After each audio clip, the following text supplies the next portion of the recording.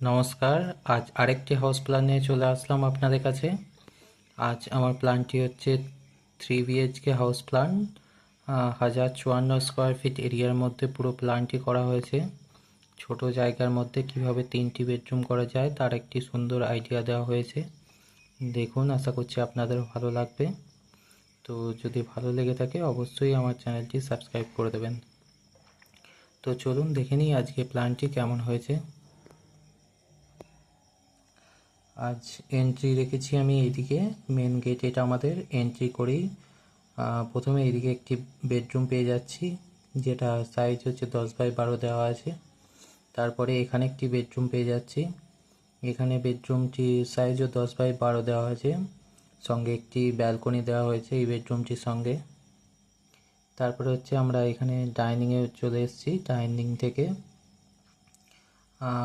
থেকে আমাদের সিঁড়ি পেয়ে যাচ্ছি, 3 ভাঁজে সিঁড়ি দেওয়া হয়েছে, সিঁড়ি আপ উঠে যাচ্ছে এদিকে ছাদে যাওয়ার জন্য। আর এই জায়গাটা পুরোটা একটি হল এরিয়া পেয়ে যাচ্ছি, হল প্লাস ডাইনিং। আমরা কমন টয়লেট দিয়েছি এখানে একটি, একদম সাইডে হচ্ছে কমন টয়লেটটা দেওয়া হয়েছে। তারপরে হচ্ছে আমাদের কিচেনের সামনেই হচ্ছে আমাদের ডাইনিং পেয়ে যাচ্ছি।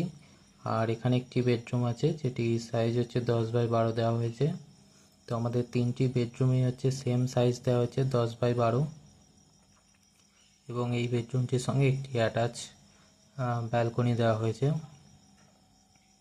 আমাদের এই সাইডে যাচ্ছে 31 ফিট এবং এই সাইডে যাচ্ছে 34 ফিট। টোটাল হচ্ছে 1054 স্কোয়ার ফিট এরিয়ার মধ্যে পুরো প্ল্যানটি করা হয়েছে। এবং এই পুরো প্ল্যানটির মধ্যে আমরা টোটাল 12টা কলম দিয়েছি। তো সব মিলিয়ে খুবই সুন্দর একটি 3 BHK হাউস প্ল্যান ডিজাইন, একটি সুন্দর আইডিয়া কীভাবে 3টি বেডরুম করা যায় ছোট জায়গার মধ্যে। দেখুন, আশা করছি আপনাদেরও ভালো লাগবে। ভালো লাগলে অবশ্যই চ্যানেলটি সাবস্ক্রাইব করে দেবেন। ধন্যবাদ।